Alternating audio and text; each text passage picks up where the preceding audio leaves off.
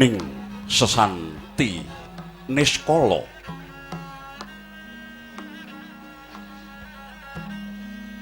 Ing jagat horeg bawana geger banjir toya kadurakan.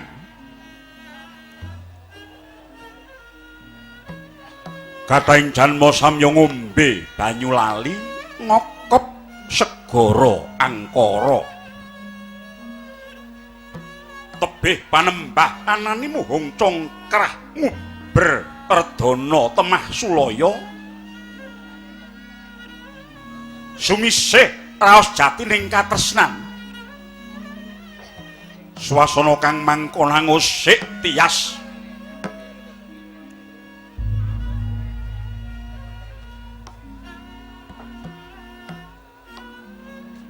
Mindeng netra gedhe kaya surya kembar ingkang kawis tingal mungal granane kaya cantik prau. Rangah waja kaya parang rinojeng. Yaksa sak prabata siwagenge nenggih sang Kunjara Karna.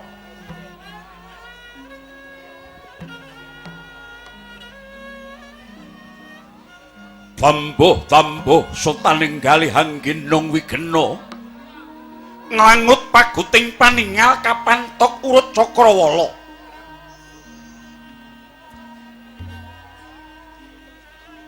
Jroning manah amung kebekan raos samar miwah kuwatir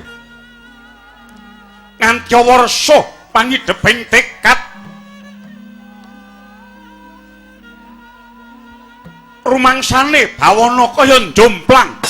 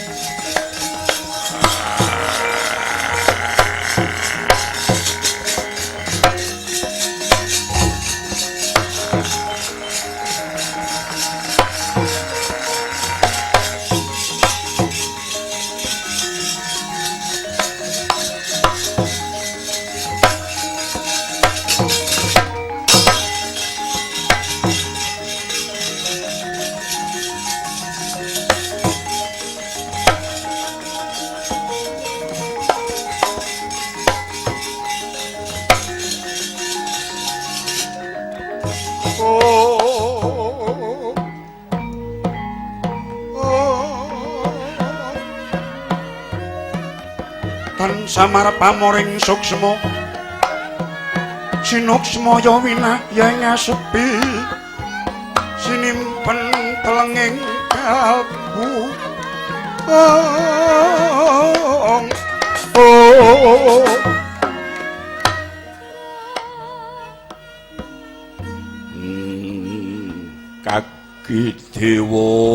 kaki dewa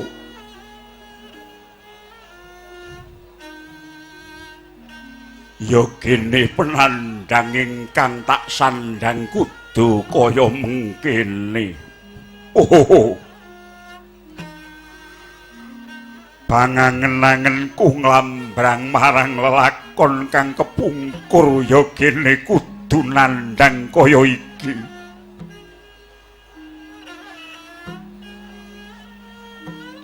Ngibarate srengenge wis glewang mangulon.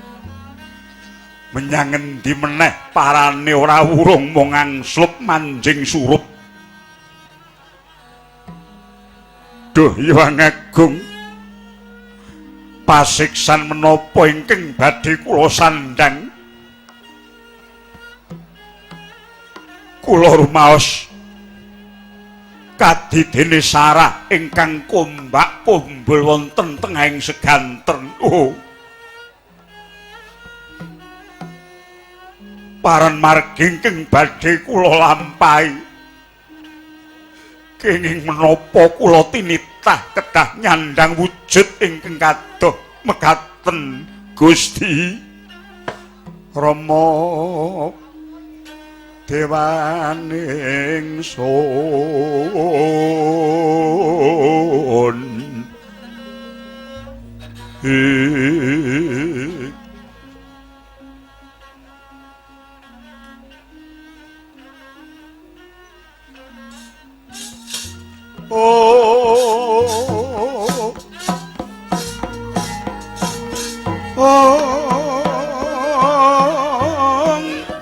Palukon lakuning lekas lukita linuting kidung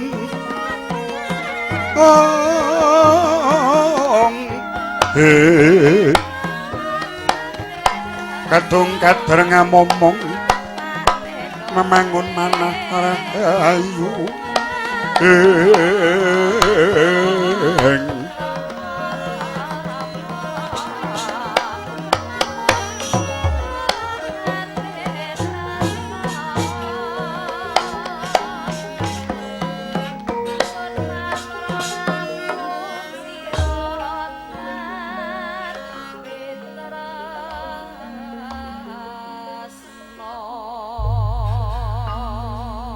lenglenging driya mangun kung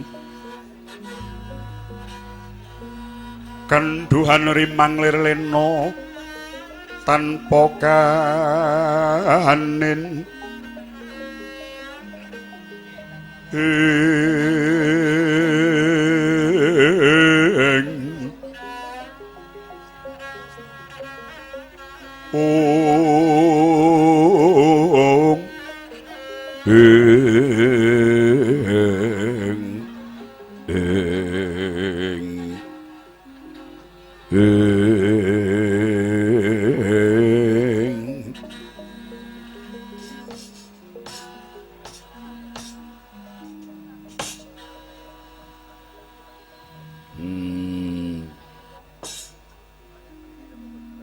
pangrasaku gumyur gok pangangen-angenku nglambrang menyang pungkasaning uripku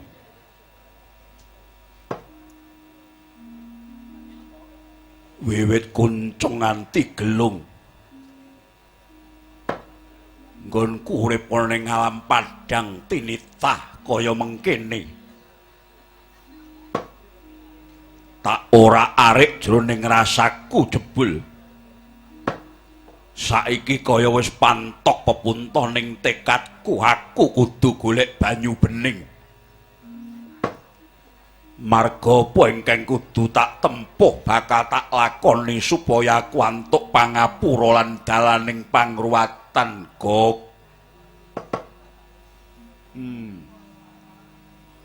mengki riyen kula tak matur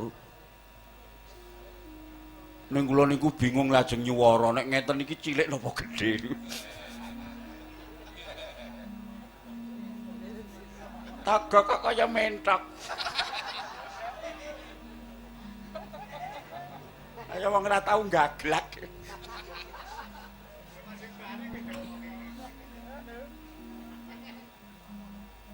Telungane kowe Sang Tejamaya Teja Mantri dewa ingkang asalira titah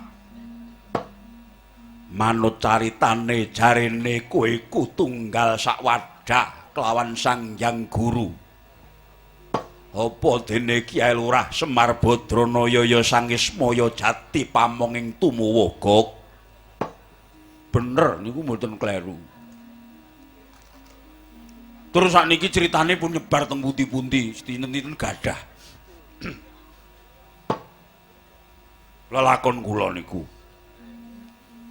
niku dumadi saking Antiga ingkang sinabda dening Bathara Wenang dados tri perkawis kulitipun menika kula putihipun menika Semar lajeng kuningipun nggih telenging Antiga kula wau dados Manik Maya nggih Bathara Guru nggih Siwah Boja nggih adi kula nika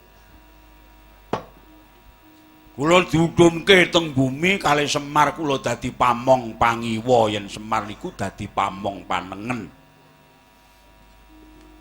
sing dimong Semar wong becik wong turut lahir ngudi kardi batin ngesti Gusti nek sing kula omong niku wong-wong sing angel kandhan-kandhanane.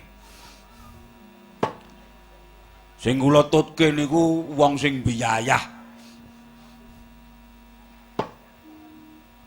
Ning sajeke urip dadi tokok kaya ora tau mundhak apa-apa. Aku mbiyen pethuk kowe jek rada enom ya ngono kuwi saiki ngono kuwi. Ora enek kaundhakane apa-apa kowe. Ngeten. Lah. Rene nyatanipun sing kula tutke niku titah-titah sing angkara, titah-titah sing brengkele. Kalebet para sasa menapa dene para menungsa ingkang boten gondhelan kautaman ingkang nebi saking piwucal utami. Sasaged-saged kula namung tansah atur pemut ngelikke nek digugu wa dene mboten digugu kandha kula nggih mboten napa-napa jer. Gaweane Togo karo Wismaya niku sami-sami kewan netepi dharma, ngemong titah. Nek kena kabeh dibenerke manuta dalan sing utama. Wangsul dhateng lelampandika Sang Raseksa Kunjara Karna. Kula ngertos menawi paduka sinuwun nadyan sampun mukti wibawa Nyakrawati Mbahudendra bebasan jagat menika kados kinelun.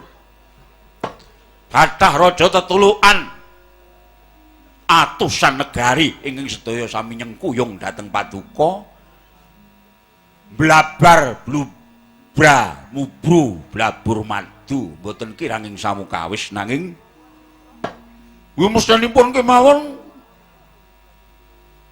sak mangke paduka nembe kraos menawi sejatosipun menapa ingkang dipun padosi wonten ing gesang menika paduka nembe badhe kraos. Ngaten nggih sinuwun. Najan wong niku duwe ngelmu sak keranjang koplak ning gegebengane ngelmu sing digilut niku pamrihe mung kanggo garan. Sak mangsa tekan titi mangsa kukut jiwangga pun nekani. Ngelmu mau bisa dicakke kanggo nanggapi sekeng kahanan sing bakal disandang awit nek tiyang kala wau badhe tinggal donya tegese mati si nyawa niku ninggalke raga ragane dikukut diulihke dhateng asale gandeng raga niku dumadi saka bumi geni banyu angin kalian swasana mila dipendhem wonten bumi dipendhem teng bumi. Wahanane tundhone bakal nemoni kedadian werni-werni. Kayata wong niku nek pun nyedhaki nggih sudaning kekuatan awak Pancandriya, Pandulu, Pangrungu, Pangrasa, Pangambu, Panggrayang. Niku molah maling cahya sing kalih mau asale saka pakertining nafsu nggih gaweane nafsune menungsa niku. Upaminipun cahya abrit niku suda. Cahya kuning suda, cahya ireng ugi suda. Lan sanes-sanesipun saweneh tiyang ngarani amarah luamah supiyah mutmainah sing tinemu lengket teng awake menungsa niki. Mula nek eling kalih niku sekabeng wong urip niku jane bakale mati. Nadyan ora mati perang ning mati tuwek. Mila bebener tumrap wong gilut kautaman niku dalane gawat tur rumpil. Mboten gampil. Lah, rening akeh menungsa sing padha nuruti mungkaring karep lan pepenginan dadine nggih lali menyang jejere. Supe dateng jejere. Sing digoleki mung swarganing raga lan pangalembana. Wulang suci disingkiri, kahanan sing nyata digawe sandiwara. Niku wong nek tumindak nista. Gendra mboten mendha gawe cilakaning wong liya. Watake jahat saya nekat mula akeh kawulane sing padha keserakan niku kanggene ratu-ratu sing duweni ati sing boten murwat. Tegese boten murwat teng kautaman. Nek pun dadi priyagung padha ngaji pupung, nayakane do numpuk bondo, senopati do ora genah sing dipikir mung golek kecukupaning butuh urip lan kulawargane. Sing duwe pangkat ora kena nggo kiblat, garane mung karep jahat golek nikmat tanpa ragat, bandane kawula digo minggat. Mula ngoten niku pakartining jajalanat surem sorot kekunging negara nek pun kaya ngoten niku pun layu. Nek pun layu pernatane remuk rempu, ucaping pengarep wis ora kenek digugu. Drenging karep nuruti nafsu pengin urip mubra-mubru mula singlar saka utamaning laku. Nyolong bondo negara wis dianggep ora saru nek dielikke ngajak padu.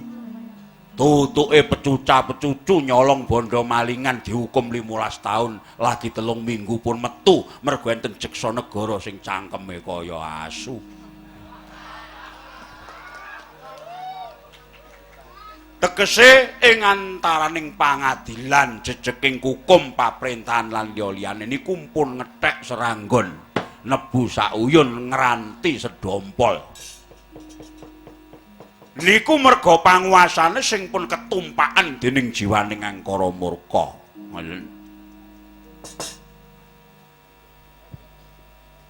Kakang nek gelem ngomong ya apik ya.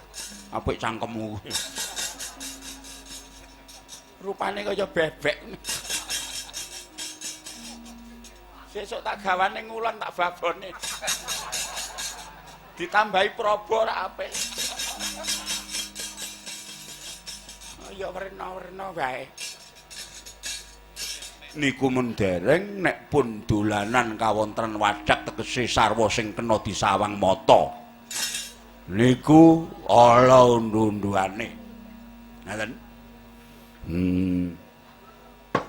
Mula rasaku gumyurga bondo brana bijis semene akeh lan negara semene jembare harta nggo apa? Jebul aku bareng eling lamun to menungsa tinitah ning alam padang mono mung suwe mijet woh ranti bebasan mung lunga menyang pasar kahananku ingkang sarwa turahing samubarang arep tak nggo apa kok olah pekerjining cipta rasa kang ora nganggo dasar kautaman jebulanane mung padha milik nggendong lali. Yen wis mengkono banjur rusak bubrah tatananing urip. Luweh-luweh aku tinitah wujud raksasa kang kaya mengkene, Gok. Ngendi dalan pangapura lan pangruwatan kanggo uripku iki, Tejo Mantri? Sikra kang pola tumingal rang campo samya medali ler catet wileting kota dayawangkong menguncang niti bencang sangat cimicil latinya ngedali wuwus Dusta Surawiloka kaya buta singa regil ong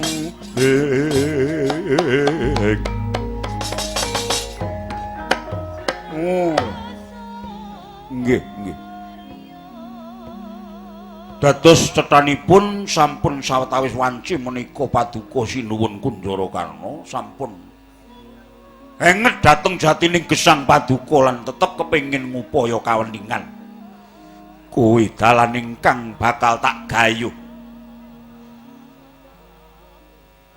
Mula aku kandhanana yoga mbok menawa ana trontong-trontong sulaking pepadang ingkang kinarya dalan nggonku bakal golek kasampurnan.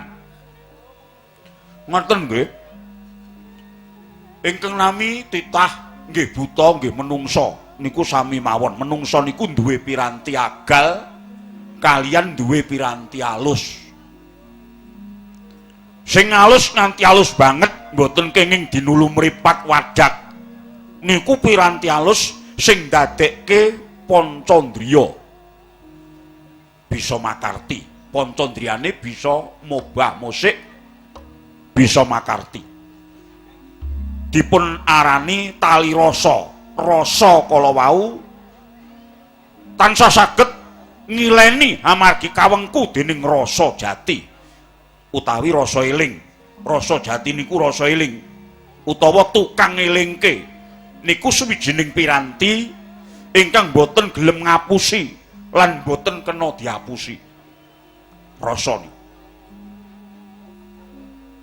Rasa iku ora ngapusi lan ora kena diapusi. Nggih. Niku mang ora arek wonten telenging sanubari sampeyan nek boten ngandel dibuktekke mawon. Iya.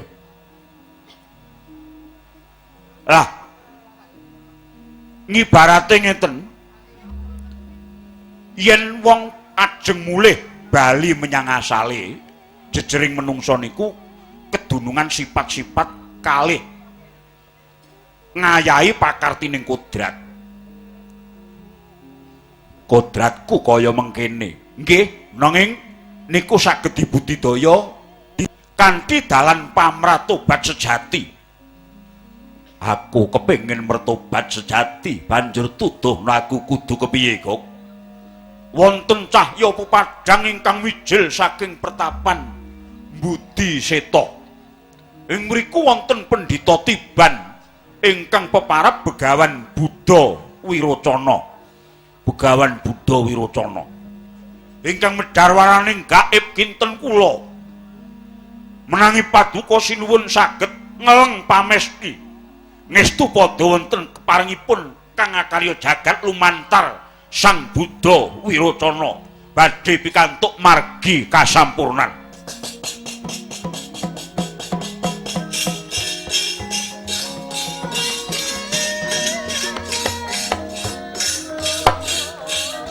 Ngetlangening kalangyan aklar pancang sartinon.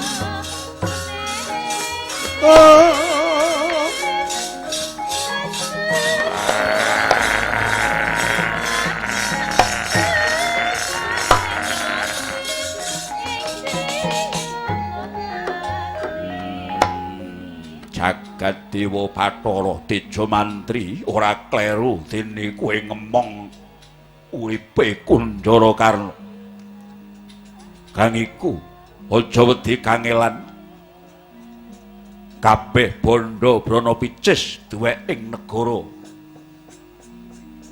Lan kabeh bondo donyaku saperangan gedhe peparingna paring-paringna kelawan para kawula ingkang padha mbutuhake. Tuntunan para kawulaku supaya tumuju marang karaharjan lan karahayon. Dina iki aku kepengin rauh banyu bening. Cepakno wadyabala prajurit nanging mung tak kanthi kinen nguntapake wayajana kang melu-melu perkaraku. Nggih, ngestuhaken dawuh.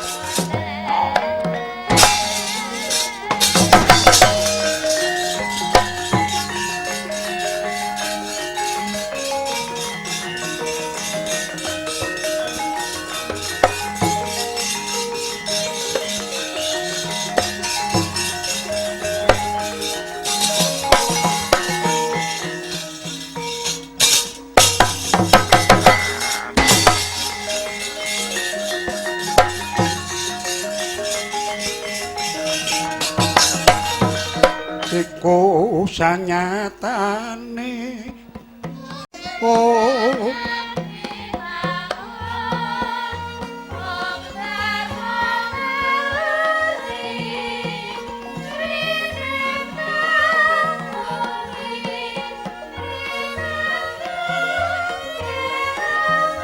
Sritinon ing pasewakan busana sutra maneka warna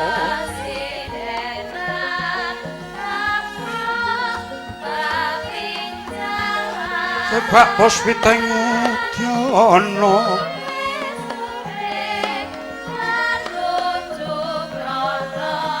nyang panjarah kang sarwa rukma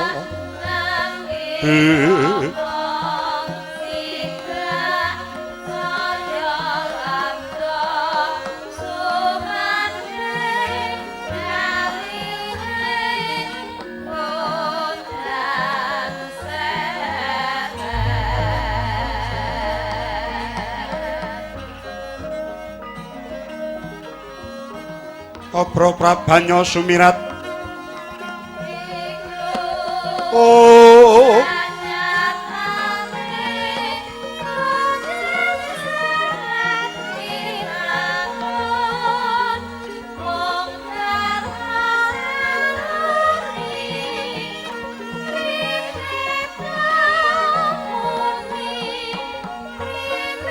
Sirate mangila kadhet yaya Karanggono sumawur ujwalanira kumanyara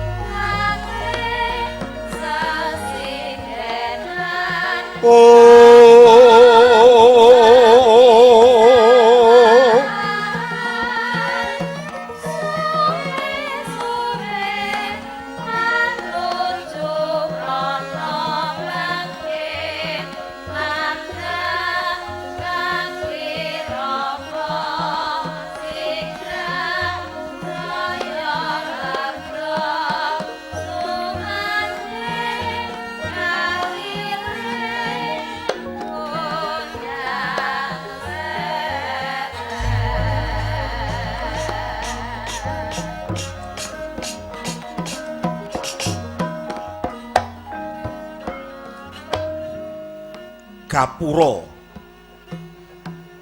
ingkang hanyakra langit inggile kandhira rontek naretep ing tritisan maweh regenging swasana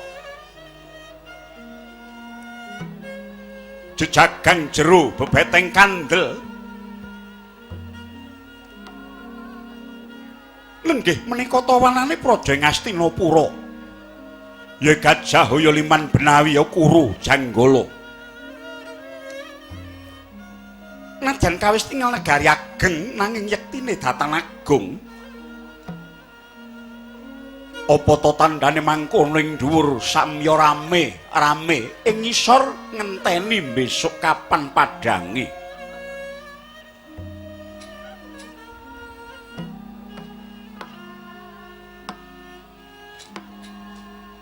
Kang mangkono rajeneng mukal krana kaprabawan ingkang asta pusara praja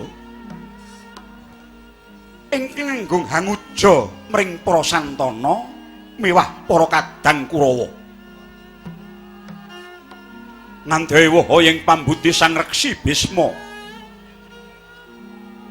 Yori Sang Ganggaya mulat glagat sesungute kawontenaning Praja Ngastina ingkang beneh rikala Ngastina denasta dening Sang Nata Prabu Sentanu Dewa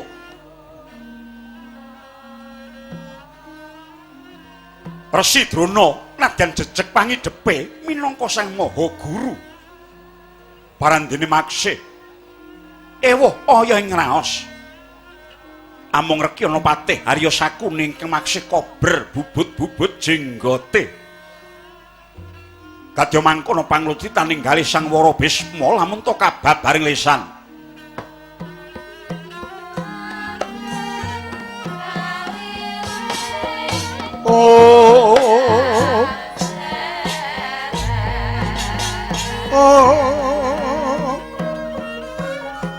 Pandhita Karya Wangsit mindha kumbang ajabing tawan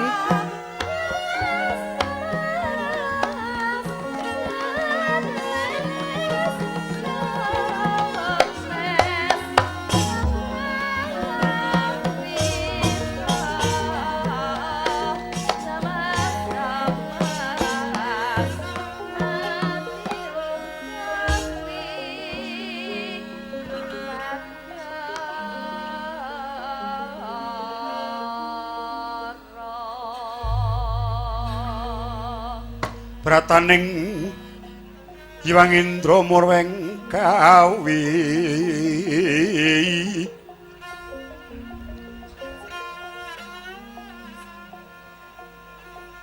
sira ngutanaken kramaning rat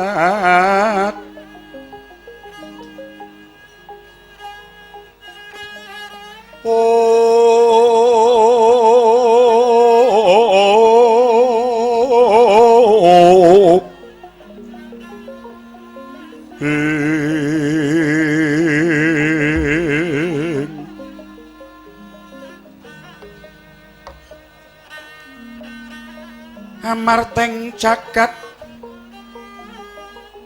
jagane Sotya Dana sumawur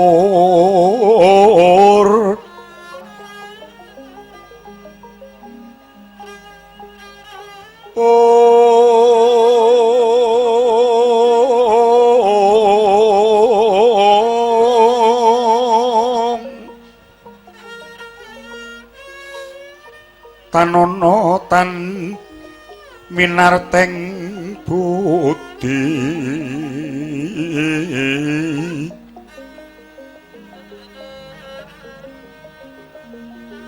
guman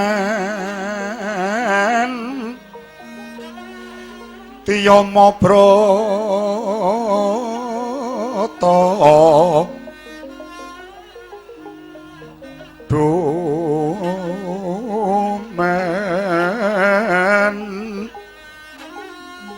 Dengkramadur jana glaing bawana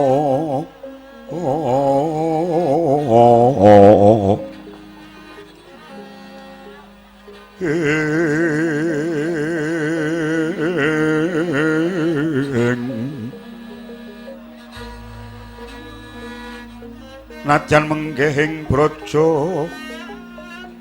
sitana pilih maling aluya pecah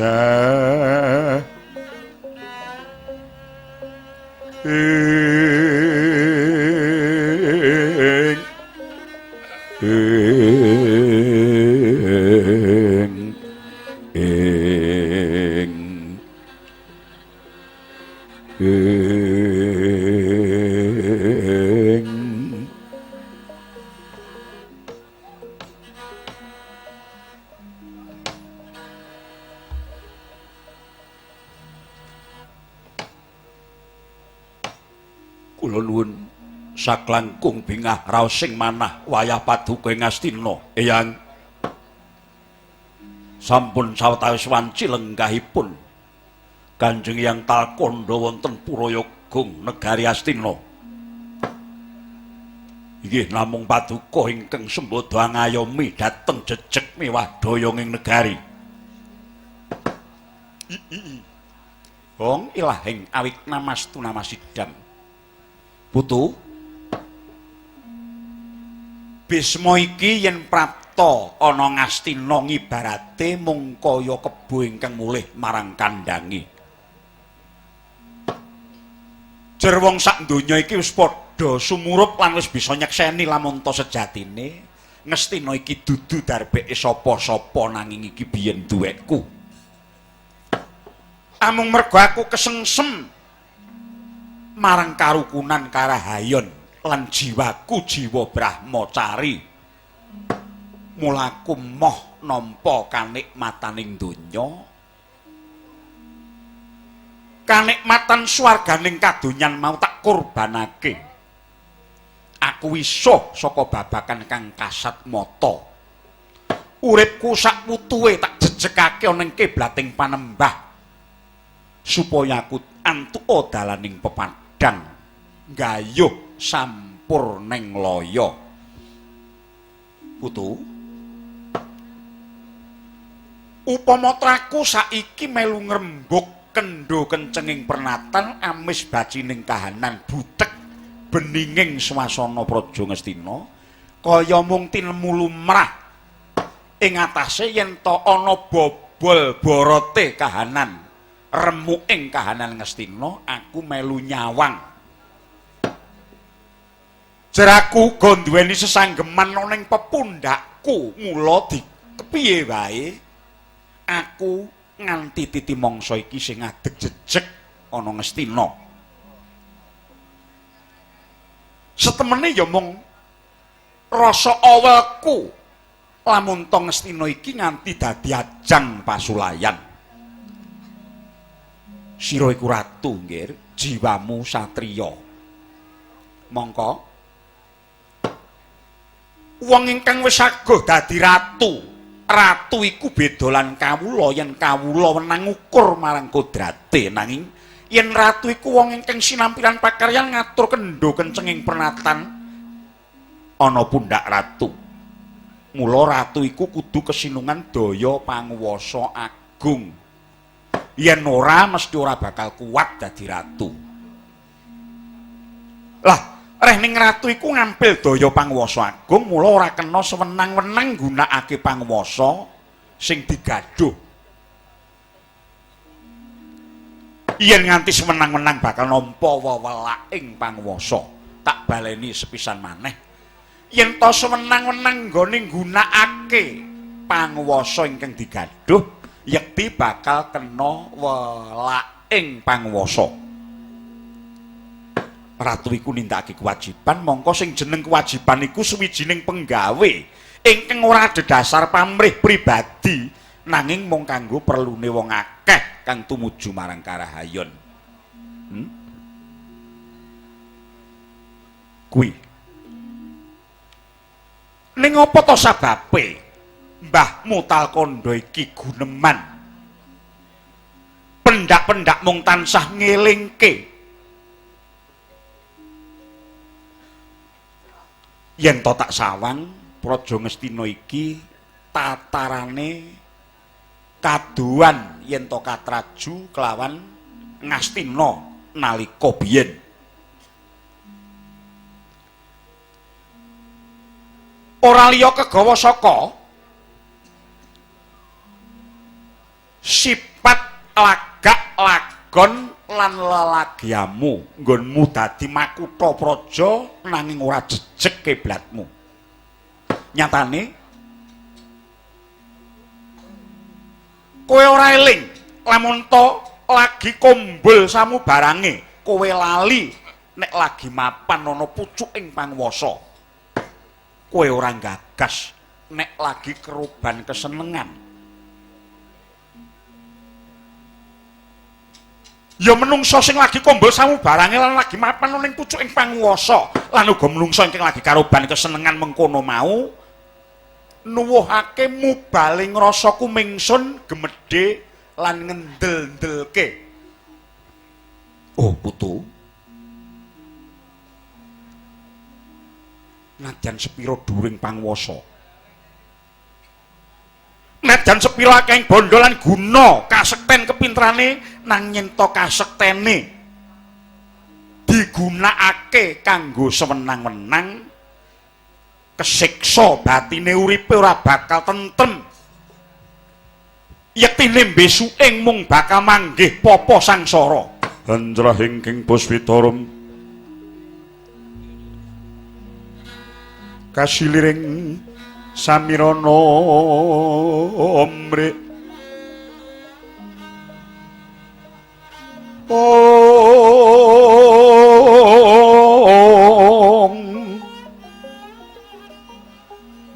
sekar kadung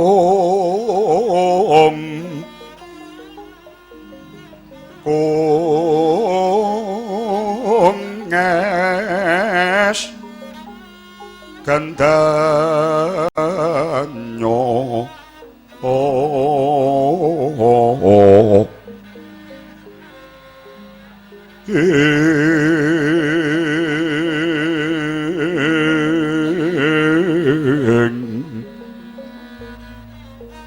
maweh raras renaning driya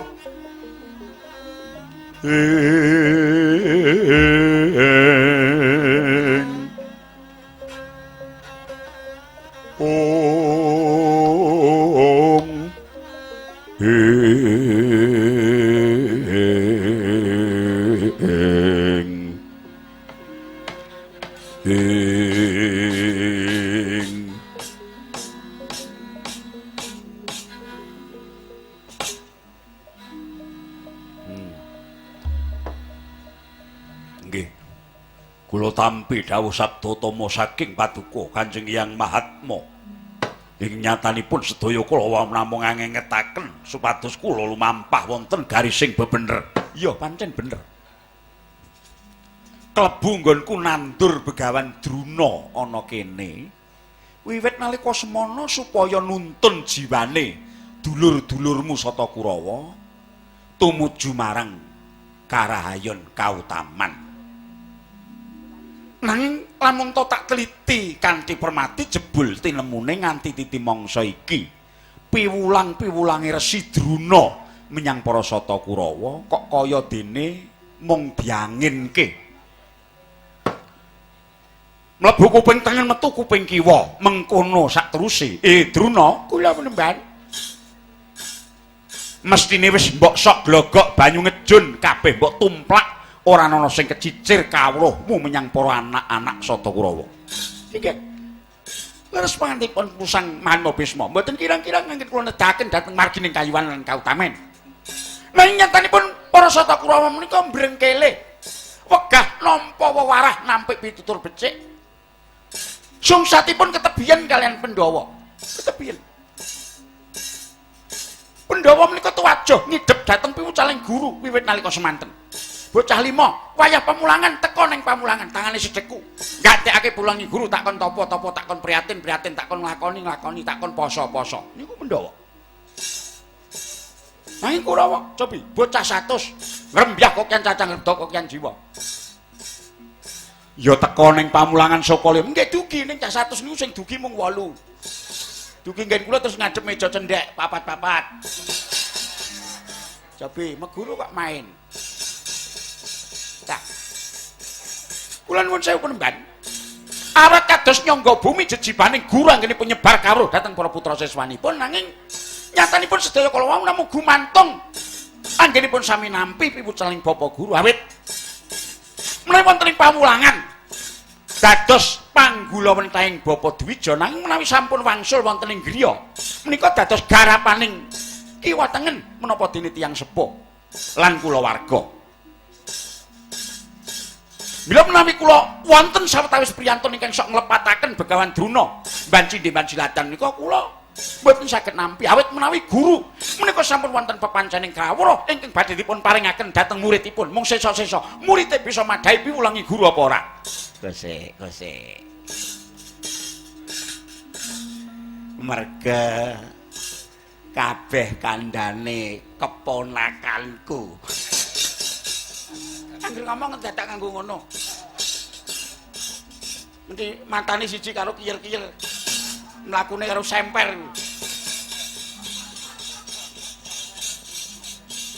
Ya bagus-bagus so. Awit manut ature keponakanku. Para Sata Kurawa nyatane Mban Cindhe Mban Siladan kuwi wis dingerteni wong akeh. Wis dudu wewadi meneh tumrap Begawan Druna, Pandhawa lan Kurawa. Sing tak Mban Cindhe sapa? Sing tak Mban Siladan sapa? Pandhawa mbok Mban Cindhe yen Kurawa mbok Mban Siladan. Guru karo murid angel ndi? Angel guru. Ora angel murid. Aku sekandha ngarep. Guru kuwi pepancening kawruh akeh. Mung kari siswane bisa madhe apa ora? Ning nyatane Pandhawa kuwi dadi Kurawa ora dadi, tegese sing kleru gurune. Kowe aja maido guru. Nek dirungokke karo Mas Guru ora penak. Ora ngerti, kowe ana kene. Eneng Mas Guru. Wis tak kandhakake bocah ora tuwajuh. Kurawa ku ora tuwajuh nggone ngidhep Purwita lan golek kawruh pundhaking pangerten. Kowe ngerti ora? Puntadewa kae wong meneng. Ning lantip landhep panggraitane bebasan sak klebat wae mesti wis tamat kuwi Puntadewa. Padha wae karo Janaka. Werkudara kae beda meneh, najan wong iso gel grusu, wong dosa, wong mogol. Ning nyatane uga landhep panggraitane. Malah wis bisa sapa temen kelawan jatine nguripe Sang Ruci Dewa. Balik Kurawa ndi sing mbok jagake sapa?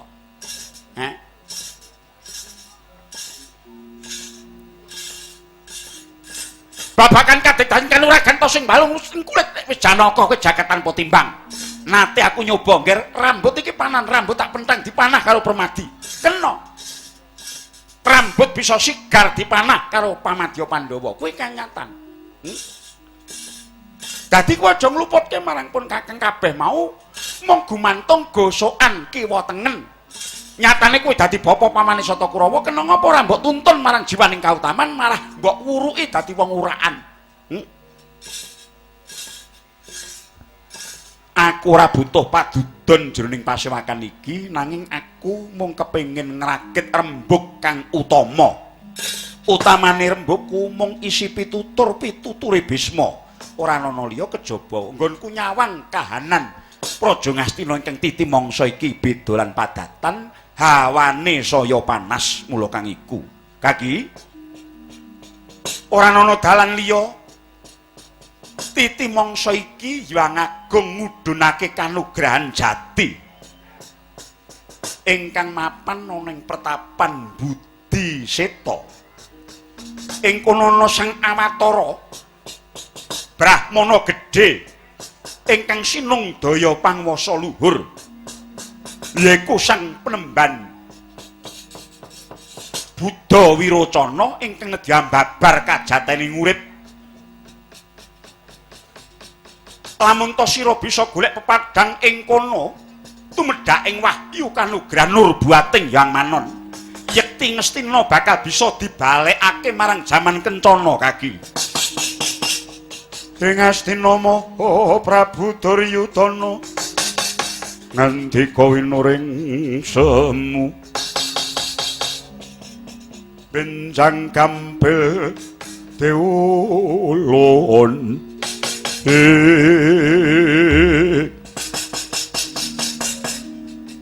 mundi sabda Sang Rama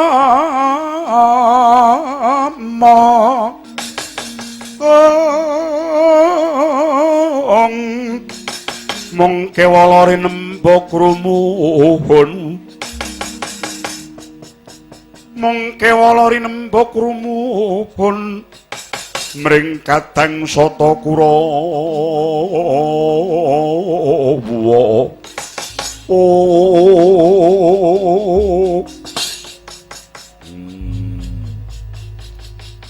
Ngaturaken panuwun dene paduka Kanjeng Hyang Mahatma paring pawarta bilih dewa badhe ngandhapaken kanugrahan lumantar Begawan Buddha Wirocana ing pertapan Budi Seta Hyang menawi saking pemanggih kula wahyu menika namung kangge tiyang-tiyang ingkang dereng gadah lungguh. Wahyu menika namung kagem janma ingkang keserakat gesangipun. Wahyu menika namung kedah tinampi dening tiyang ingkang dereng gadah kelungguhan derajat pangkat lan semat. Wahyu menika namung dipun gayuh dening menungsa-menungsa ingkang kirang bondo. Tumrap Jaka Pitana berbondo berbandu. Kadang-kadang kula sedaya sami gesang wonten ing kanikmatan lenggahe klasa gumelar. Ratu Sewu Negari sampun nguncupaken tanganipun kangge nyembah delamaan kula. Tegesipun Duryudana sampun boten kiranging samukawis saking kula jumeneng Narpati, lajeng wahyu badhe kangge menapa? Mila saking menika Hyang nyuwun pangapunten Duryudana tanpa wahyu kemawon kula sampun tetep anjayeng bawana. Lho.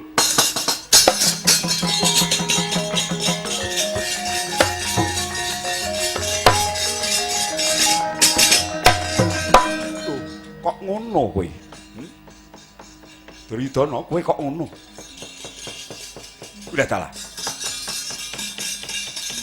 Olah pekerti ning rasamu wis glewar. Aku iki sago dadi wong tuwa ingkang tinuwi-tuwi kandhaku mung mbok anggap angin liwat. Bisma iki wis wareg mangan gempalaning jagat pedes asining kahanan. Lelakon obah musik ing kahanan donya iki aku wis bisa maca. Apa ingkang bakal dumadi iki mengkone yen to kowe nampik pituture mbahmu Talkanda. Kowe ngemoi nur buating Yang Manon sing bakal medhun liwat Sang Awatara sing dipercaya dening sing gawe urip. Sumurupa. Nadyan Buddha Wiratana iku pendhita tiban nanging ora sumurup sapa sejatine.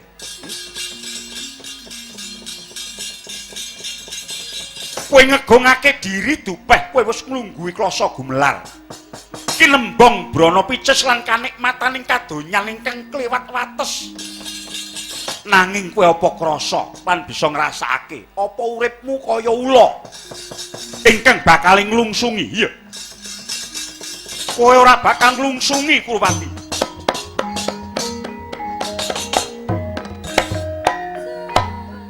Mboten sisa golek wahyu. Wahyu ngabrak apa? Keponakanku mboten butuh wahyu. Uripe pun mulya, uripe pun mapan ngoten. Andhek kuna Janaka ki ndase kaya pecah nyunggi wahyu kokean wahyu. Ning uripe ora tau tentrem mung klambrangan ngalor ngidul tanpa dadah, tanpa pernah. Wong kokean wahyu kok keserakat iku cara pundi? Tapi Abimanyu entuk wahyu, Werkudara entuk wahyu. Wahyu Jati Wasesa. Wahyu Cengkir Gading. Wahyu Rambut Banaspati. Nganti bingung liar jenengke. Yen pangapunten Kurawa niku mboten sisa mawi wahyu pun sugih. Pun pangkat pun brewu pun iso nekuk wong sak donya. Nggih napa? Mboten sisa. Gedung sangan golek wahyu ngalas lemute gedhi-gedhi. Mboten sah teng griya mawon. Pun ta? Mboten nampi wahyu nanging sejatosipun paduka sak sederek menapa dene keponakan-keponakan kula. Menika sedaya sampun wong kewahyon. Wong kewahyon niku obah mamah menggok ngemplok. Ning nek wong boten kewahyon suket godhong dadi mungsuh. Ning nek wong kewahyon nggih kaya Kurawa niki. Napa-napa entuk pangan. Pun. Isu kuthuk-kuthuk manten wong teri banjer. Pun.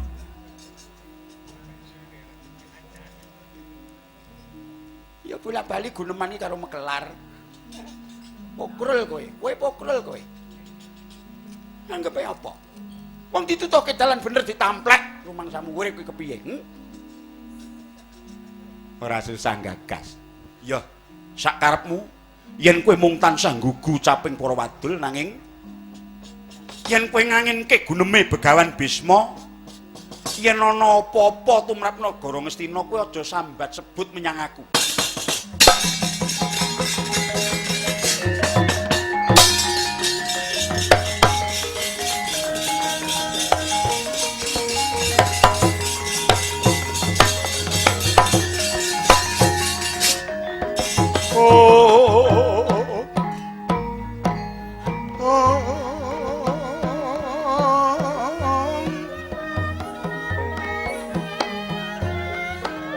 Yogya malih kinarya palupi Surya putra Narpati ngawangka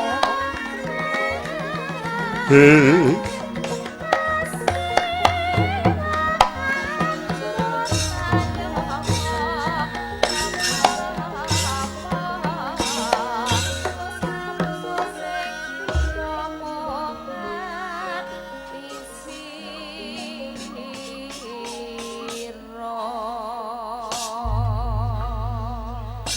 nuwun kanyo.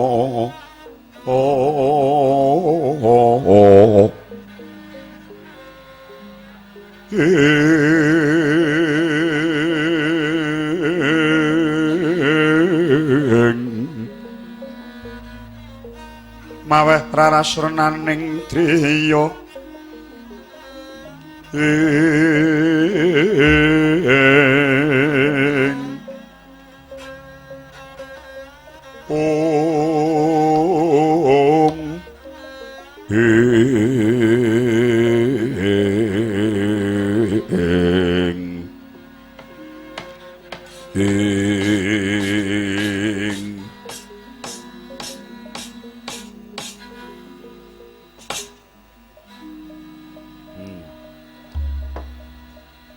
Nggih. Kula tampi dawuh sabda tama saking Paduka Kanjeng Hyang Mahatma. Ing nyatanipun sedaya kula namung ngangengetaken supados kula lumampah wonten garising bebener. Iya, pancen bener. Klebu nggonku nandur Begawan Druna ana kene. Wiwit nalika semana supaya nuntun jiwane dulur-dulurmu Sata Kurawa tumuju marang karahayon kautaman. Nanging lamun to tak teliti kanthi permati jebul tinemune nganti titi mangsa iki piwulang-piwulange Resi Druna menyang para Sata Kurawa kok kaya dene mung dianginke. Mlebu kuping tengen metu kuping kiwa mengkono sakteruse. Druna kula menemban. Mestine wis mbok sok glogok banyu ngejun kabeh mbok tumplak ora ana sing kecicir kawruhmu menyang para anak-anak Sata Kurawa. Iki leres pangantipun Pusang Manma Bisma mboten kirang-kirang ngangge kula nedahaken dhateng margining kayuwan lan kautamen. Nanging nyatanipun para Sata Kurawa menika mbrengkele wegah nampa wewarah nampik pitutur becik. Sungsatipun ketebian kalian Pandhawa. Ketebian. Pandhawa menika tuwajuh ngidhep dhateng piwucaling guru wiwit nalika semanten. Bocah lima wayah pamulangan teka ning pamulangan tangane sedheku. Nggatekake pulangi guru takon tapa-tapa takon prihatin takon nglakoni takon poso-poso. Niku Pandhawa. Nanging Kurawa cobi bocah 100 ngrembyah kokyan cacang reda kokyan jiwa. Ya teka ning pamulangan saka lem nggih dugi ning cah 100 niku sing dugi mung 8. Dugi nggen kula terus ngadep meja cendhek papat-papat. Cobi meguru kok main. Tak. Kula nuwun sewu penemban. Awak kados nyangga bumi jejibaning guru anggene penyebar kawruh dhateng para putra siswanipun nanging nyatanipun sedaya kala wau namung gumantung anggenipun sami nampi piwucaling bapa guru awit menawi wonten ing pamulangan dados panggula wentahing Bapa Dwija nanging menawi sampun wangsul wonten ing griya menika dados garapaning kiwa tengen menapa dene tiyang sepuh lan kulawarga. Mila menawi kula wonten sawetawis priyantun ingkang sok nglepataken Begawan Druna mbanci Demban Silatan nika kula mboten saged nampi awit menawi guru menika sampun wonten pepancaning kawruh ingkang badhe dipun paringaken dhateng muridipun mung sesa-sesa murid bisa madhahi piwulangi guru apa ora. Gosek. Merga kabeh kandhane keponakanku. Anggere ngomong dadak kanggo ngono. Mesti matane siji karo kiyel-kiyel. Mlakune karo semper.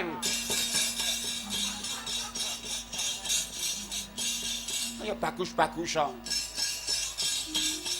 Awit manut ature keponakanku. Para Sata Kurawa nyatane Mban Cindhe Mban Siladan kuwi wis dingerteni wong akeh. Wis dudu wewadi meneh tumrap Begawan Druna, Pandhawa lan Kurawa. Sing tak Mban Cindhe sapa? Sing tak Mban Siladan sapa? Pandhawa mbok emban cindhe yen Kurawa mbok emban siladan. Guru karo murid angel ndi? Angel guru. Ora angel murid. Aku wis kandha ngarep. Guru kuwi pepancene kawruh akeh. Mung kari siswane bisa madhe apa ora? Ning nyatane Pandhawa kuwi dadi, Kurawa ora dadi. Tegese sing kleru gurune. Kowe aja maido guru. Nek dirungokke karo Mas Guru ora penak. Ora ngerti. Kowe ana kene. Eneng Mas Guru. Wis tak kandhakake bocah ora tuwajuh. Kurawa ku ora tuwajuh nggone ngidhep Purwita lan golek kawruh undhaking pangerten. Kowe ngerti ora? Puntadewa kae wong meneng. Ning lantip landhep panggraitane bebasan sak klebat wae mesti wis tamat kuwi Puntadewa. Padha wae karo Janaka. Werkudara kae beda meneh, najan wong iso gel grusu, wong dosa, wong mogol. Ning nyatane uga landhep panggraitane. Malah wis bisa sapa temen kelawan jatine nguripe sang ruci dewa. Balik Kurawa ndi sing mbok jagake sapa?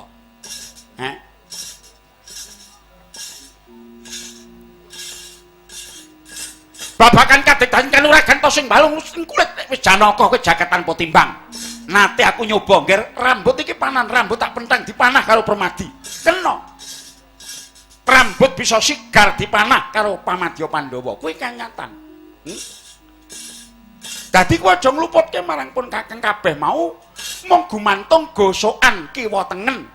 Nyatane kowe dadi bapa pamane Sata Kurawa kena ngapa ora mbok tuntun marang jiwaning kautaman malah mbok wuruki dadi wong uraan. Aku ora butuh padudon jroning pasewakan iki nanging aku mung kepengin ngragit rembug kang utama. Utamane rembugku mung isi pituture Bisma. Ora ana liya kejaba nggonku nyawang kahanan Praja Ngastina ingkang titi mangsa iki bedolan padatan hawane saya panas mula kang iku. Kaki ora ana dalan liya titi mangsa iki Hyang Agung ngudhunake kanugrahan jati ingkang mapan ana ing pertapan Budi Seta. Ing kono ana Sang Awatara Brahmana gedhe ingkang sinungdaya pangwasa luhur yaiku Sang Penemban Buddha Wirocana ingkang ngedyambabar kajatening urip. Lamun to sira bisa golek pepadang ing kono tumedhak ing wahyu kanugrahan nur buating Hyang Manon, yekti Ngastina bakal bisa dibalekake marang jaman kencana kaki. Ing Astina Maha Prabu Duryudana ngandika winuring semu benjang kampil deulun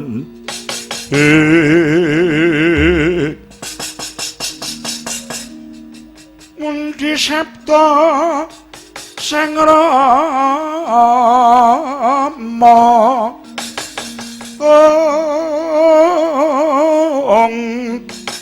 mung kewala rinembok rumuhun mung kewala rinembok rumuhun mring kadang Sata Kurawa.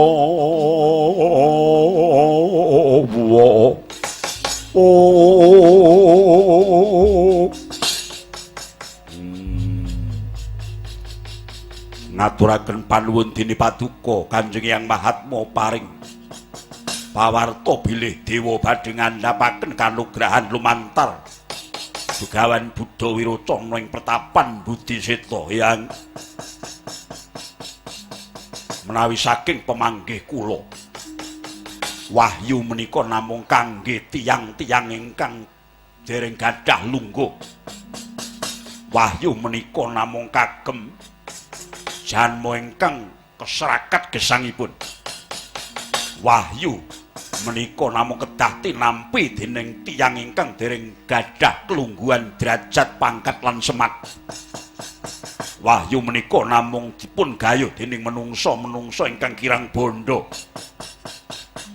tumrap Jaka Pitana berbondo berbandu kadang-kadang kula sedaya sami gesang wonten ing kanikmatan lenggahe klasa gumelar Ratu Sewu Negari sampun nguncupaken tanganipun kangge nyembah delamaan kula tegesipun Duryudana sampun boten kiranging samukawis saking kula jumeneng Narpati lajeng wahyu badhe kangge menapa mila saking menika dohyang nyuwun pangapunten Duryudana tanpa wahyu kemawon kula sampun tetep anjayeng bawana lho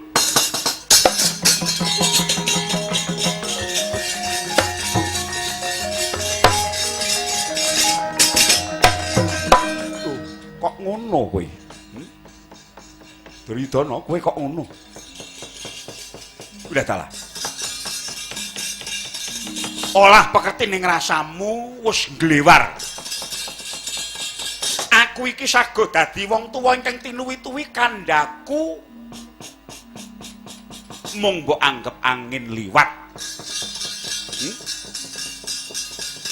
Bisma iki wis wareg mangan gempalaning jagat pedes asining kahanan lelakon obah musik ing kahanan donya iki aku wis bisa maca apa ingkang bakal dumadi iki mengkone yen to kowe nampik pituture mbahmu Talkanda kowe ngemoi nur buating yang manon sing bakal medhun liwat sang awatara sing dipercaya dening sing gawe urip sumurupa nadyan Buddha Wiratana iku pendhita tiban nanging ora sumurup sapa sejatine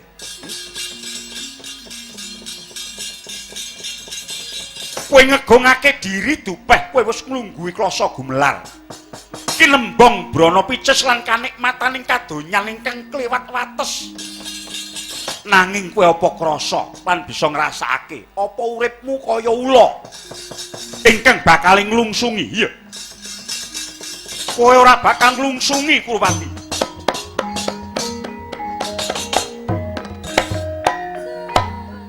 mboten sisa golek wahyu wahyu ngabrak apa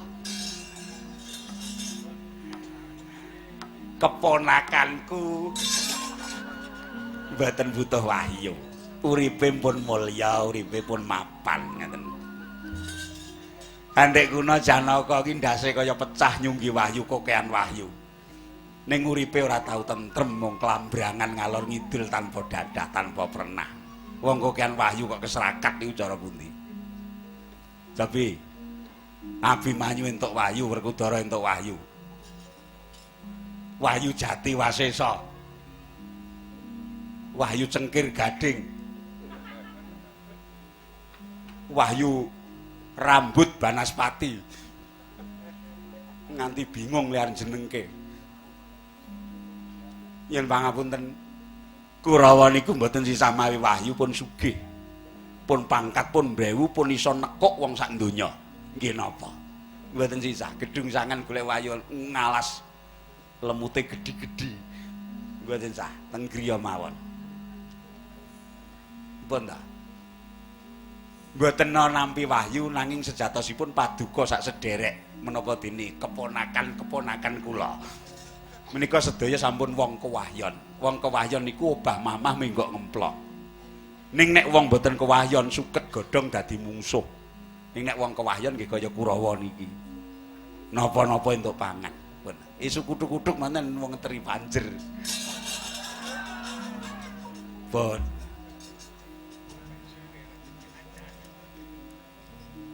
ya bola-bali guneman iki karo Mekelar pokrul kowe pokrul kowe anggepe apa wong ditutuke dalan bener ditamplek rumangsamu urip kuwi kepiye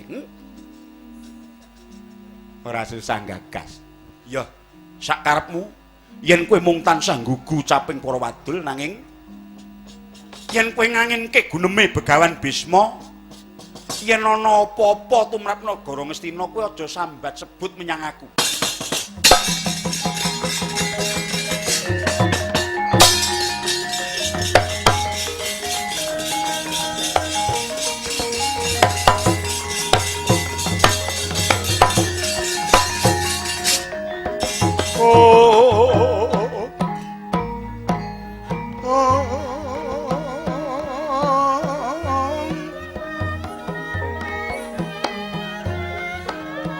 Bagya malih kinarya palupi Surya putra Narpati ngawangka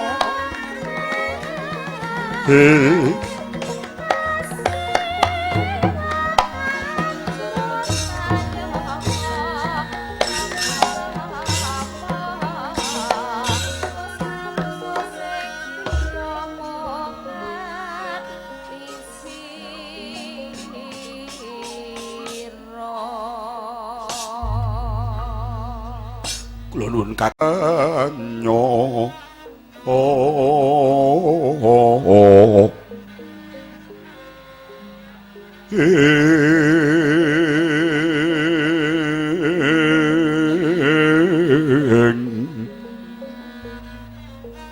maweh raras renaning driya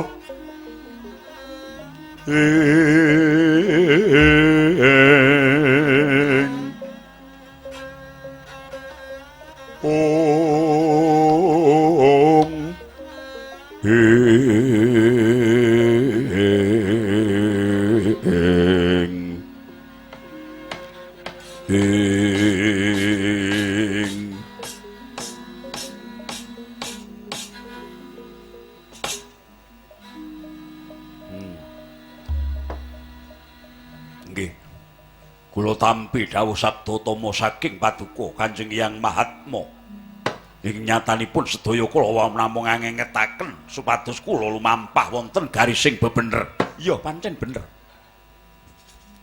klebu nggonku nandur begawan Druna ana kene wiwit nalika semana supaya nuntun jiwane dulur-dulurmu Sata Kurawa tumuju marang karahayon kautaman. Nanging lamun to tak teliti kanthi permati jebul tinemune nganti titi mangsa iki piwulang-piwulange Resi Druna menyang para Sata Kurawa kok kaya dene mung dianginke. Mlebu kuping tengen metu kuping kiwa mengkono sakteruse. Druna kula menemban.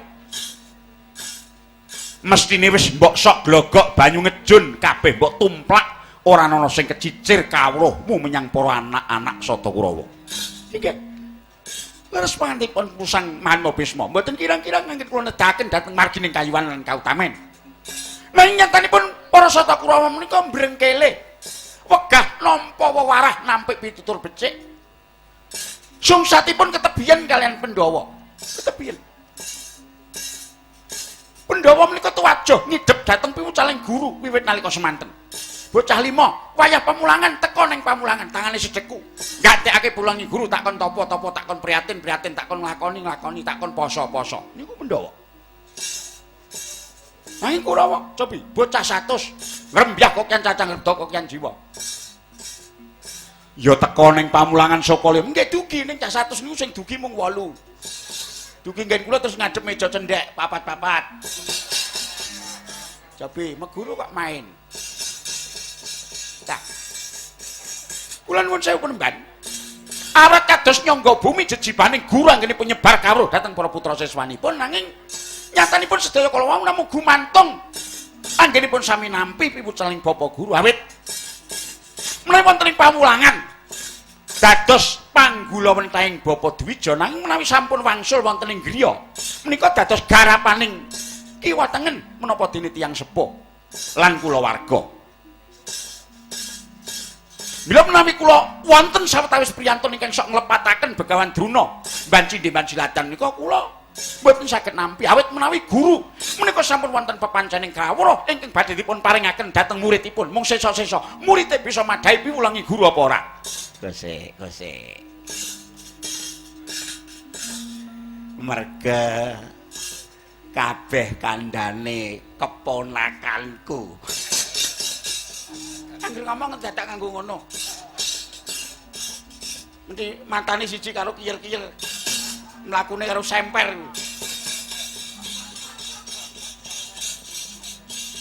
Ya bagus-bagus so. Awit manut ature keponakanku. Para Sata Kurawa nyatane Mban Cindhe Mban Siladan kuwi wis dingerteni wong akeh. wis dudu wadi meneh tumrap Begawan Drona, Pandhawa lan Kurawa. Sing tak mban cindhe sapa? Sing tak mban Siladan sapa? Pandhawa mbok mban cindhe yen Kurawa mbok mban Siladan. Guru karo murid angel ndi? Angel guru. Ora angel murid. Aku wis kandha ngarep. Guru kuwi pepancen kawruh akeh. Mung kari siswane bisa madhe apa ora? Ning nyatane Pandhawa kuwi dadi, Kurawa ora dadi, tegese sing kleru gurune. Kowe aja maido guru. Nek dirungokke karo Mas Guru ora penak. Ora ngerti. Kowe ana kene. Eneng Mas Guru. Wis tak kandhakake bocah ora tuwajuh. Kurawa ku ora tuwajuh nggone ngidhep Purwita lan golek kawruh undhak ing pangerten. Kowe ngerti ora? Puntadewa kae wong meneng. Ning lantip landhep panggraitane bebasan sak klebat wae mesti wis tamat kuwi Puntadewa. Padha wae karo Janaka. Werkudara kae beda meneh, najan wong iso gel grusu, wong dosa, wong mogol. Ning nyatane uga landhep panggraitane. Malah wis bisa sapa temen kelawan jatine nguripe sang ruci dewa. Balik Kurawa ndi sing mbok jagake sapa?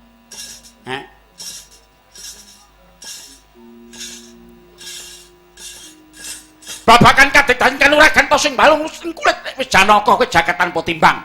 Nate aku nyoba ngger rambut iki panan rambut tak pentang dipanah karo Permadi. Kena. Rambut bisa sigar dipanah karo Pamadya Pandhawa. Kuwi kanyatan. Dadi kowe aja ngluputke marang pun kakeng kabeh mau mung gumantung gosokan kiwa tengen. Nyatane kowe dadi bapa pamane Sata Kurawa kena ngapa ora mbok tuntun marang jiwaning kautaman malah mbok wuruki dadi wong uraan. Aku ora butuh padudon jroning pasewakan iki nanging aku mung kepengin ngrakit rembug kang utama. Utamane rembugku mung isi pituture Bisma. Ora ana liya kejaba nggonku nyawang kahanan Praja Ngastina ingkang titi mangsa iki beda lan padatan, hawane saya panas mula kang iku. Kaki ora ana dalan liya. Titi mangsa iki Hyang Agung ngudhunake kanugrahan jati ingkang mapan ana ing pertapan Budi Seta. Ing kono ana Sang Awatara Brahmana gedhe ingkang sinung daya pangwasa luhur. Yaiku Sang Penemban Buddha Wirocana ingkang nedhiambabar kajatening urip. Lamun to sira bisa golek pepadang ing kono tumedhak ing wahyu kanugrahan nur buating Hyang Manon, yekti Ngastina bakal bisa dibalekake marang jaman kencana kaki. Ing Astina Maha Prabu Duryudana ngandika winuring semu benjang kampil deulun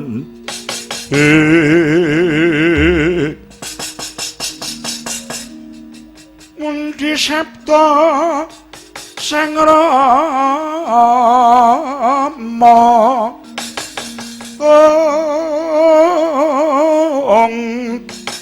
mung kewala rinembok rumuhun mung kewala rinembok rumuhun mring Kadang Sata Kurawa.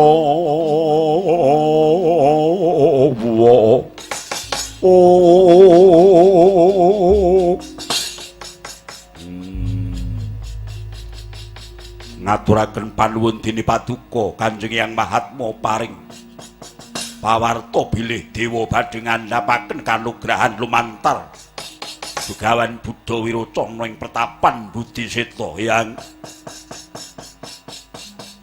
menawi saking pemanggih kula wahyu menika namung kangge tiyang-tiyang ingkang dereng gadah lungguh.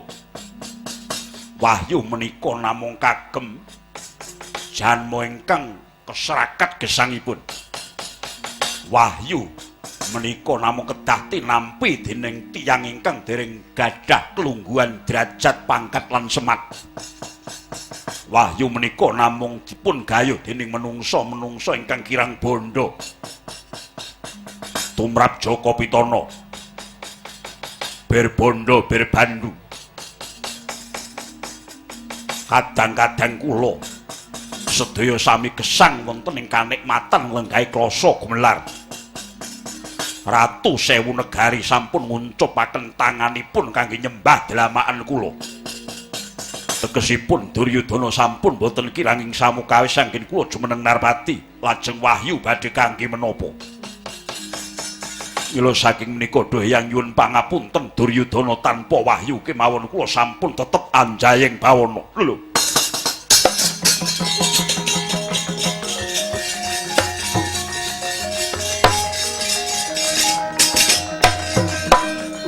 Kok ngono kowe? Duryudana kowe kok ngono? Udah dalah. Olah pekerti ning rasamu wis glewar. Aku iki sago dadi wong tuwa ingkang tinuwi-tuwi kandhaku mung mbok anggap angin liwat. Bisma iki wis wareg mangan gempalaning jagat pedes asining kahanan. Lelakon obah musik ing kahanan donya iki aku wis bisa maca. Apa ingkang bakal dumadi iki mengkone yen to kowe nampik pituture mbahmu Talkanda. Kowe ngemoi nur buating yang manon sing bakal medhun liwat sang awatara sing dipercaya dening sing gawe urip. Sumurupa. Nadyan Buddha Wiratana iku pendhita tiban nanging ora sumurup sapa sejatine.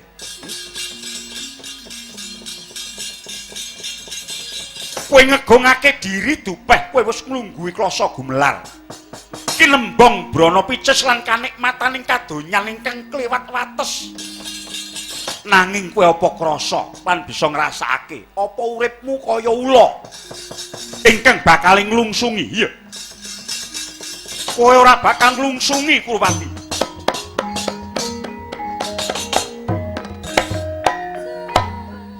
Mboten sisa golek wahyu. Wahyu ngabrak apa? Keponakanku mboten butuh wahyu. Uripe pun mulya, uripe pun mapan ngoten. Andhek kuna Janaka ki ndase kaya pecah nyunggi wahyu kokean wahyu. Ning uripe ora tau tentrem mung klambrangan ngalor ngidul tanpa dadah, tanpa pernah. Wong kokean wahyu kok keserakat iku cara pundi? Tapi Abimanyu entuk wahyu, Werkudara entuk wahyu. Wahyu Jati Wasesa. Wahyu Cengkir Gading. Wahyu Rambut Banaspati. Nganti bingung liar jenengke. Yen pangapunten Kurawa niku mboten sisa mawi wahyu pun sugih. Pun pangkat pun mbrewu pun iso nekuk wong sak donya. Nggih napa? Mboten sisa. Gedung sangan golek wahyu ngalas lemute gedhi-gedhi. Mboten sah, ten griya mawon. Pun ta? Mboten nampi wahyu nanging sejatosipun paduka sak sederek menapa dene keponakan-keponakan kula. Menika sedaya sampun wong kewahyon. Wong kewahyon niku obah mamah menggok ngemplok. Ning nek wong boten kewahyon suket godhong dadi mungsuh. Ning nek wong kewahyon nggih kaya Kurawa niki. Napa-napa entuk pangan. Pun. Isu kuthuk-kuthuk manten wong teri banjer. Pun.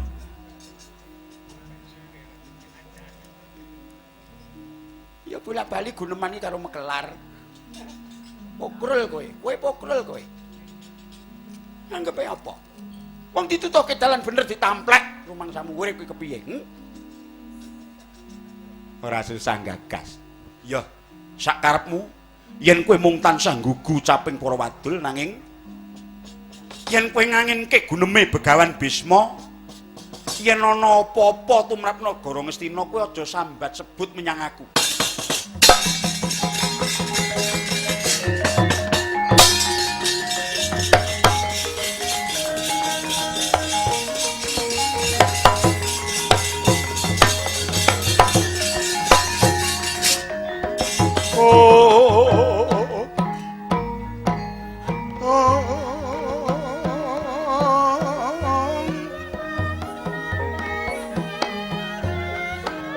Yogya malih kinarya palupi Surya putra Narpati ngawangga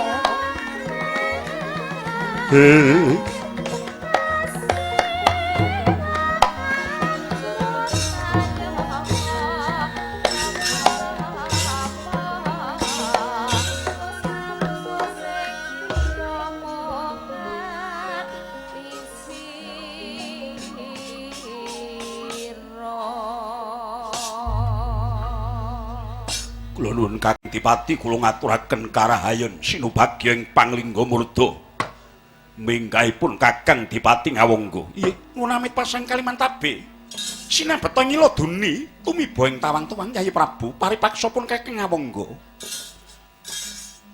Minggah wonten ing pendhapi ageng inggih labet kula mireng. Pirembagan wonten ing pendhapi menika ingkang mbok menawi ing mangkenipun badhe wonten atur ing kunjuk wonten ngarsa Paduka Yayi Prabu mila lepat diagung pangaksama Paduka Yayi. Nggih. Kakang Dipati wonten paring dawuh menapa? Nggih, Yayi. Lugunipun menapa ing dados sabdanipun Sang Mahatma Bisma kala wau pinanggipun leres. Mboten namung Sang Mahatma Bisma kewol nadyan Rakanta ngawangga ugi nampi kabar ingkang sumebar pawarta ing sampun rata. Bilih panembaning Budi Seta Sang Buddha Wiracana nyata linangkung wegik mumpuni ngagal miwah lembag. Kinten kula jagat badhe kebrebeken dening asmanipun mila Yayi. Senajan saupamita Yayi Prabu mboten dawuh parentah dhateng para Satakura menapa dinipun Kakang ngawangga. Kula dinten menika badhe gumreget minggah dhateng pucaking Ardi Budi Seta kula ingkang badhe pepanggihan kalian Begawan Buddha Wiracana. Narpati Karnawos ayun-ayunan mungguing rada manik usir Prabu Salya manjing raneng kono miwah Sang Arjuna Om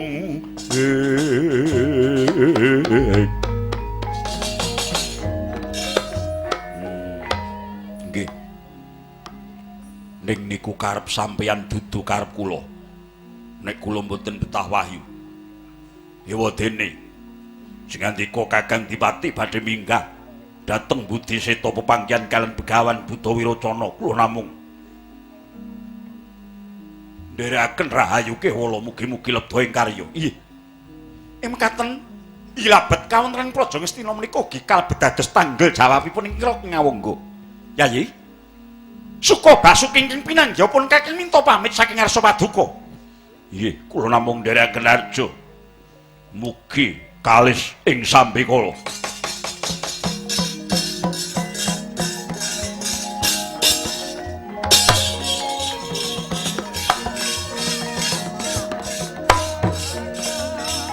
Neng kalanya kelar pantam saratinon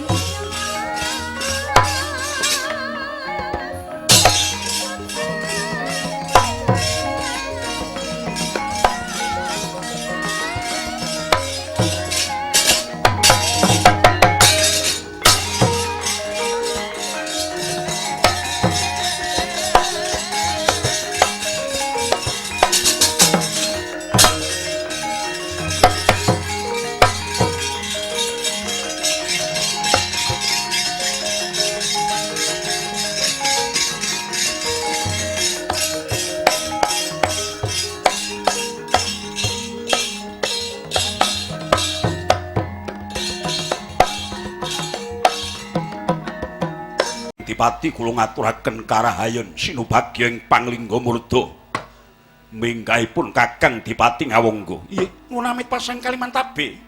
Sinebeta nyila duni tumiba ing tawang-tawang Yayi Prabu paripaksapun Kakang ngawangga.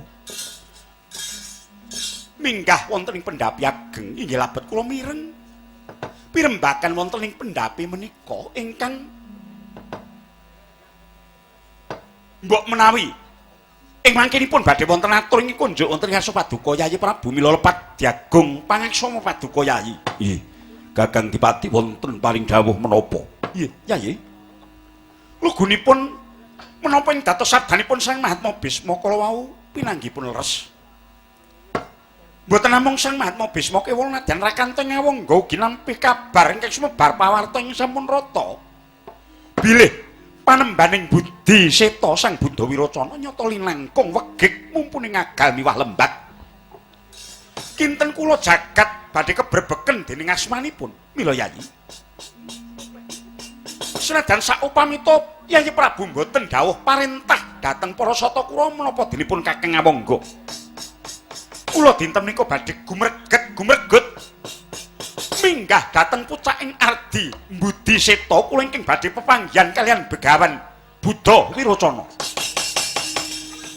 Narpati Karnawus ayun-ayunan mungguing rada manik usir Prabu Salya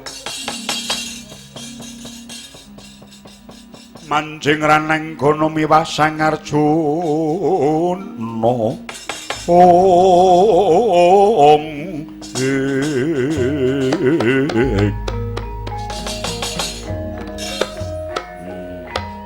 nggih ning niku karep sampeyan dudu karep kula nek kula mboten betah wahyu ewadene sing andika Kakang Dipati badhe minggah dateng Budi Seta pepanggihan kalian Begawan Buddha Wiracana kula namung nderekaken rahayu kewala mugi-mugi lebha ing karya. Inggih. Mekaten ilabet kawontenan Praja Ngastina menika ugi kalebet dados tanggel jawabipun ing kira Ngawangga. Yayi. Suka basuki ingkang pinanggihipun Kakang minta pamit saking ngarsa paduka. Inggih, kula namung nderekaken arja. Mugi kalis ing sambikala.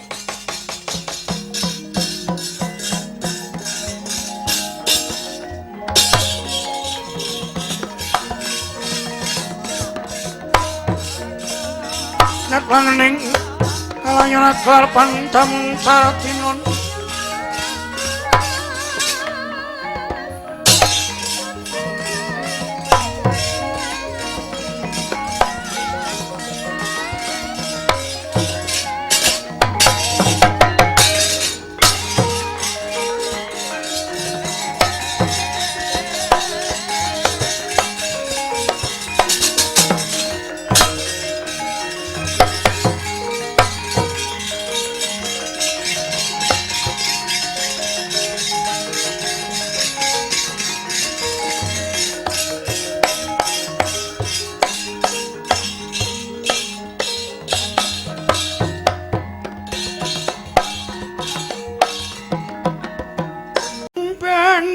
kencur